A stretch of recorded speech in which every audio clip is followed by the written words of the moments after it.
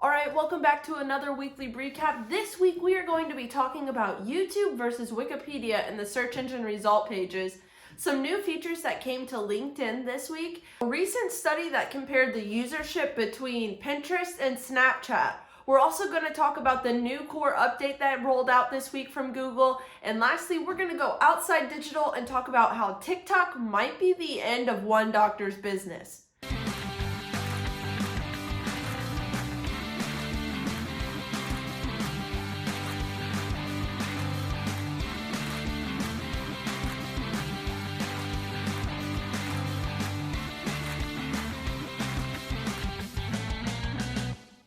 All right, first things first, I want to talk about this Search Engine Journal article that talked about where YouTube is in relationship to Wikipedia as far as visibility in the search engine result pages.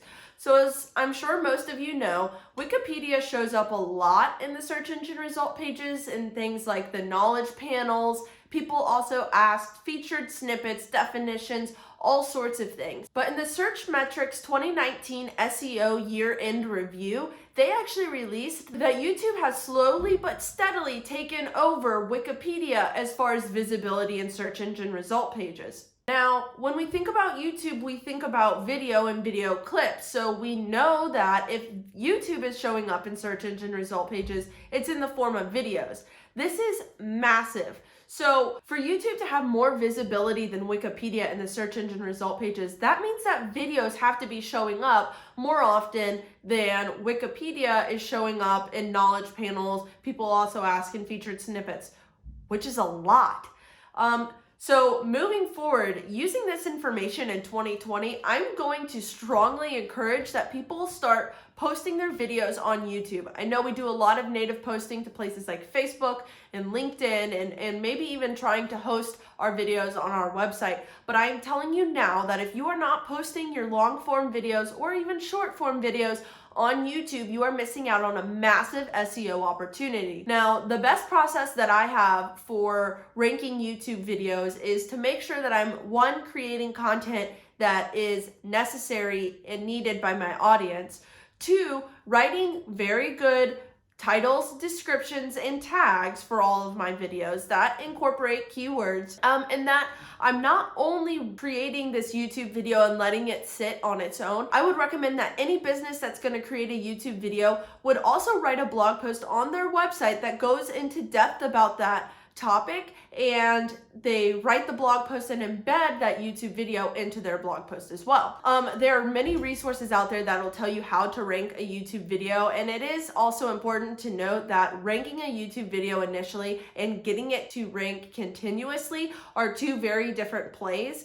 But there are, like I said, many resources out there that will tell you how to rank your YouTube videos and kind of what best practices are as well. The Search Engine Journal article that I got this information from also does a really good job of breaking down some of those best practices. All right, next I want to talk about these new features on LinkedIn. So LinkedIn rolled out 3 new features for pages this week. One was the invite to follow. The other is applying to live stream as a page.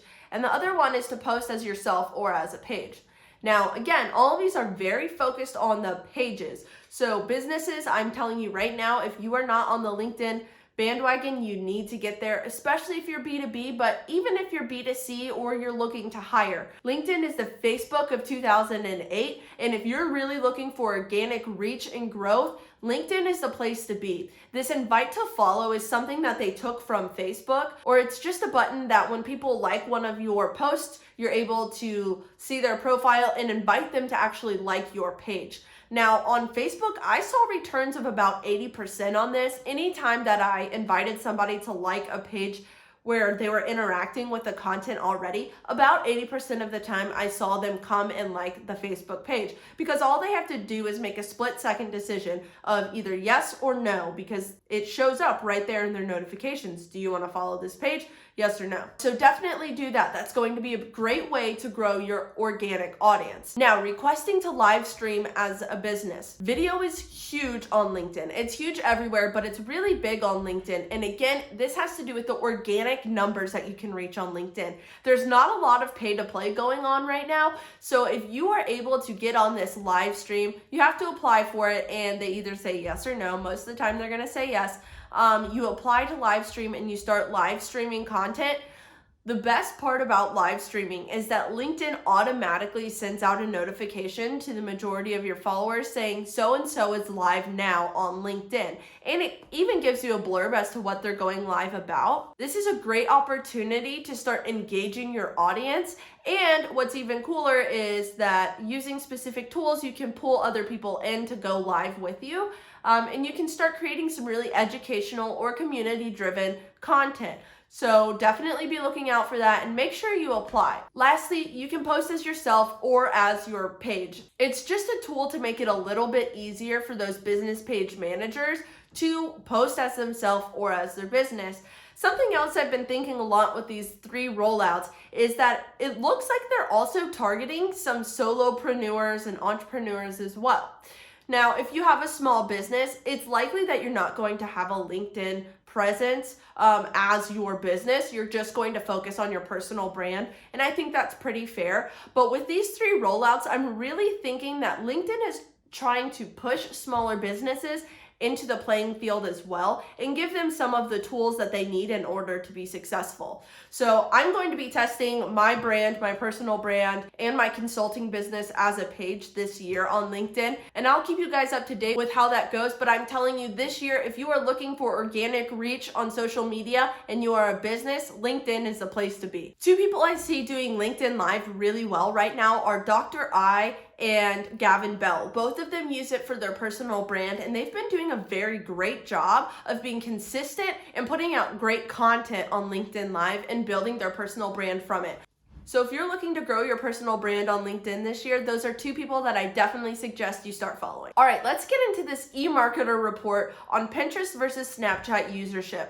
So I'm sure you've seen that Pinterest actually surpassed the number of users that Snapchat had and is projected to continue to do so from here on out. The eMarketer report reported that Pinterest has 82 million users while Snapchat only has 80 million users. And while that is very intriguing and is kind of eye-opening for a lot of people in the industry, what I found more intriguing was the fact that Pinterest has more users and is projected to continue to have more users, but that the users are far more different in range than Snapchat. So when we think Snapchat, the majority of their usership, according to this article, is 12 to 24. Now, if you look at Pinterest, the majority of their users fall between the 18 to 55 range. That's a much larger range than Snapchat's 12-year range. So I've been trying to tell people this for a long time. Pinterest is an untapped market. Pinterest users are more likely to buy things that they research on Pinterest. They're more likely to travel to places that they've researched on Pinterest. They've got a lot of technology that people sleep on constantly as far as looking items up and purchasing an app. And this is just hitting the nail on the head right here, that now they have more usership than Snapchat. Don't get me wrong, I think Snapchat is a great platform, but it is a little bit harder to sell on, and people aren't there to do research on things that they want to buy. They're there to communicate with their friends.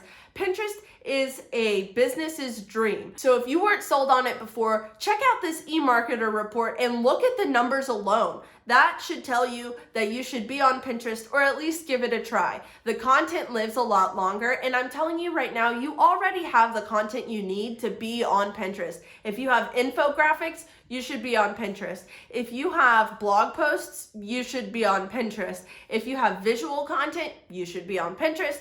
Funny content, entertaining content, educational content. If you have content at all, you should be on Pinterest. And like I said, this content lives a lot longer, and there are a lot of influencers that you can work with on Pinterest as well. There's a lot of collaboration to be done, and there's really just an untapped opportunity here. And if you're already on Pinterest, let me know in the comments below what it is that you're doing on Pinterest. Like I said, I'm a very big fan of Pinterest. I haven't convinced a lot of people to move there for business.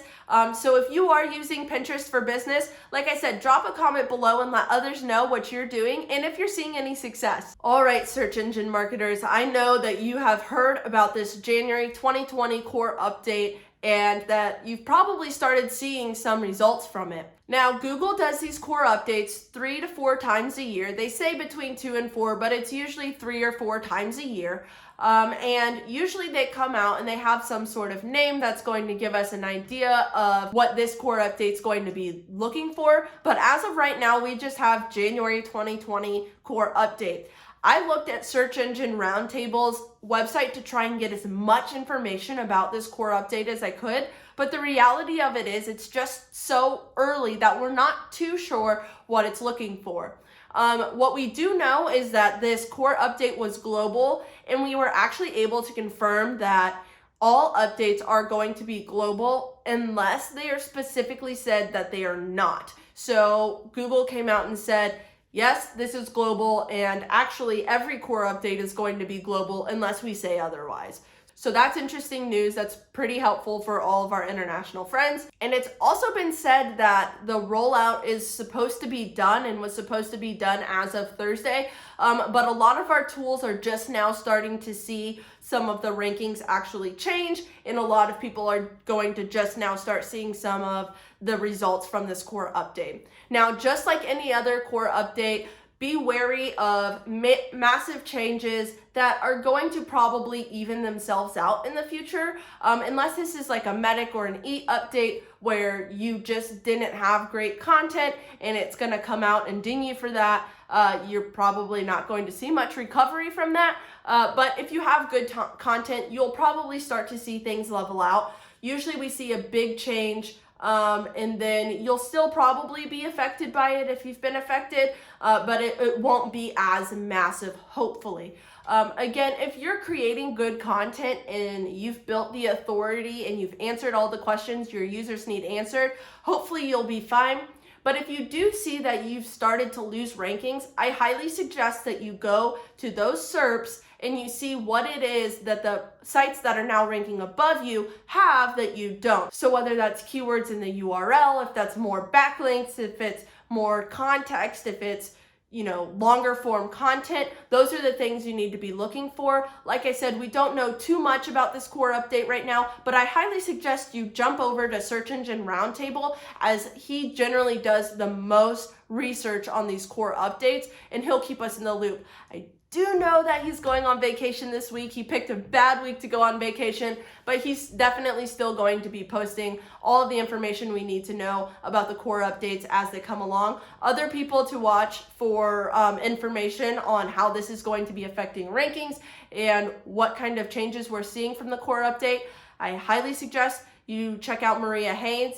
She is the Google update master, especially when it comes to penalties and everything that's going on there. So make sure you check her out if you have more questions and more concerns about the Google January 2020 core update. All right, lastly, we're going to move outside digital and talk about how a doctor's business is now in danger because of a TikTok that she posted.